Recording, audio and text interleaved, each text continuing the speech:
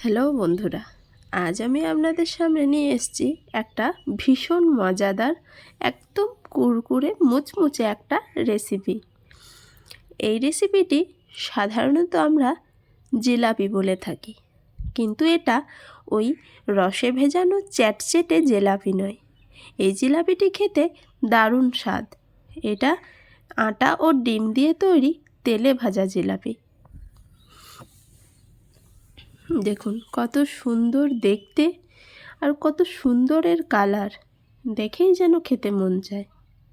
জিলাপিটি বানানোর জন্য মিক্সিতে দিয়ে দিয়েছি 1.5 কাপ মতো চিনি। চিনিটাকে ভালো করে গুঁড়ে নেব।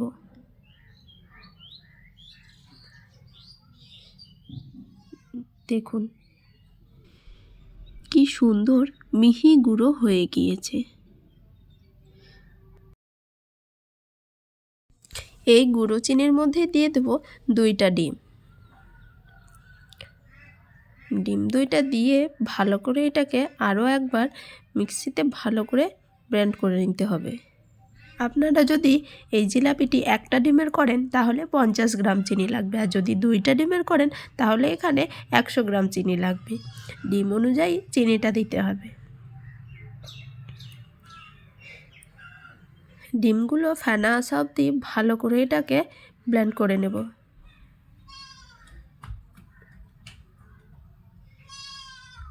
দেখুন একটু একটু করে ফেনা হয়ে আসছে।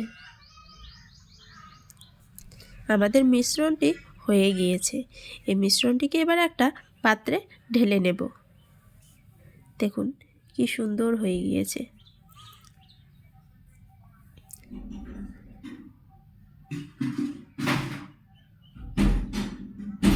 এর মধ্যে দিয়ে দেব 2 চামচ মতো ময়দা।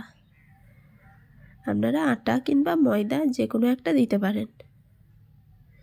ময়দাটাকে দিয়ে ভালো করে ফেটে নিতে হবে।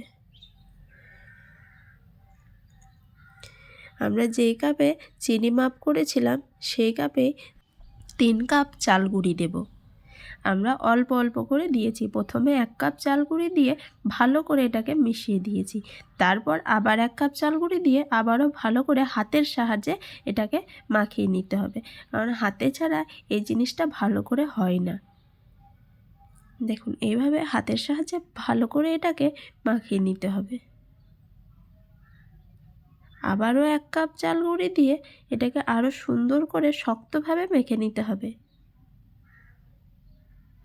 দেখুন এরকম মোটাভাবে ব্যাটারটা তৈরি করবেন। তারপর ওই কাপেই জল মাপ করে 1 কাপ জল আমরা দেব। অল্প অল্প করে জল দিয়ে ভালো করে এটাকে মেখে নেব। আমার ভয়েসটা খারাপ হওয়ার জন্য আমি ক্ষমা চেয়ে নিচ্ছি, কারণ আমার প্রচণ্ড ঠান্ডা লেগেছে। ঠান্ডার কারণে গলা বসে একদম পুরো অবস্থা খারাপ। দেখুন এইভাবে অল্প অল্প করে জল দিয়ে ব্যাটারটাকে ভালো করে মেখে নিতে হবে। হাতের সাহায্যে এভাবে যত ভালো করে মাখবেন জিলিপিগুলো তত সুন্দর হবে খেতে। এভাবে ভালো করে মেখে নিতে হবে। আমরা 1 কাপ জলটা পুরোই দিয়ে দেব, কিন্তু অল্প অল্প করে দেব। এভাবে ভালো করে এটাকে মেখে নিতে হবে। ব্যাটারটাকে খুব বেশি পাতলা করব না, আর খুব মোটাও রাখবো না। দেখুন এরকমভাবে অল্প অল্প করে জল দিয়ে ভালো করে মেখে নিয়ে দেখুন থিকনেসটা পুরো এরকম রাখবেন। কড়াইয়ে দিয়ে দিয়েছি সাদা তেল। তেলটা হালকা গরম হয়ে আসা অবধি যে ছাঁচটা দিয়ে আমরা জিলিপিগুলো তৈরি করব সেটাকে তেলে গরম করে নিয়ে ব্যাটারের মধ্যে ডুবিয়ে দিয়েছি। আবার এটাকে তেলের মধ্যে ছেড়ে দেব। দেখুন কি সুন্দরভাবে ছেড়ে যাচ্ছে। এটা প্রথমে যদি তেলে না ডোবান তাহলে ওই ব্যাটারটা ভালো করে লাগবেও না, আর এটা তেলের মধ্যে ভালো করে ছাড়বেও না। তাই ছাঁচটাকে ভালো করে তেলে আগে গরম করে নেবেন। যতবার ব্যাটারে ডোবাবেন ততবার এটাকে তেলে আগে গরম করে নেবেন। দেখুন এটাকে আমরা ভালো করে এদিক ওদিক বাদামি কালার করে ভেজে নেব। কি সুন্দর একটা কালার এসছে দেখুন। দেখেই মনে হচ্ছে খেয়ে নিই। এভাবে একই প্রসেসে আমরা তেলে ডুবিয়ে ব্যাটারের মধ্যে দিয়ে ছেড়ে দেব। এই দেখুন কি সুন্দরভাবে ছেড়ে যাচ্ছে।